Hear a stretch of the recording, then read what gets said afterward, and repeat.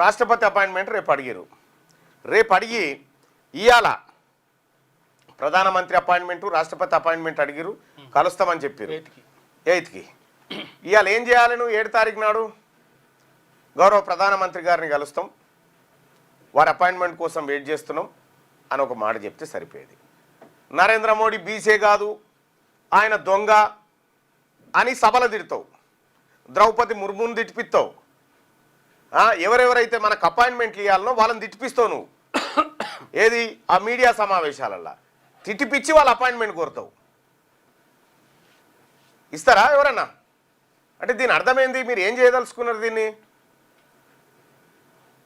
BC ప్రజలారా, ఈ ముఖ్యమంత్రి గారు బీసీలకు న్యాయం చేయడం కోసం కాదు, బీసీలకు అన్యాయం చేయడం కోసం పనిచేస్తూ ఉన్నాడు.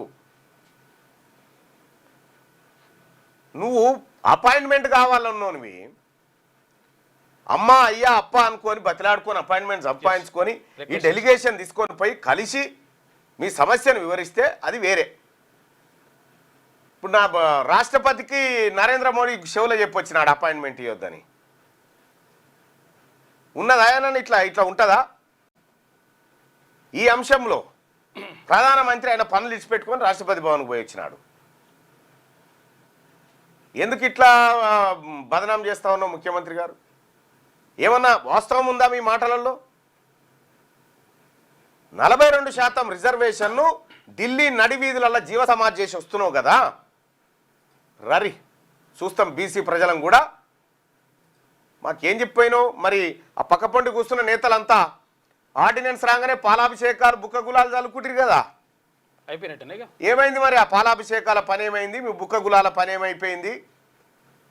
ర్యాలీలు తీస్తిరి, బ్యాండు పెడితిరి గాంధీ భవన్లా, ఏమైంది మరి అదంతా?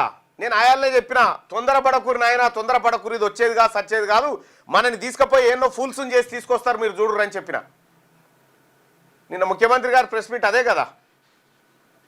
ఇక మిగిలింది పార్టీల పరంగా 42%. మీరు పార్టీల పరంగా నువ్వు ఇచ్చేదే ఉంది లోటపీసు. ఆల్రెడీ 50%కి లోకల్ బాడీ ఎన్నికల్లో బీసీలు పోటీ పడుతూనే ఉన్నారు. అవసరమే లేదు ఈ పార్టీ పరంగా.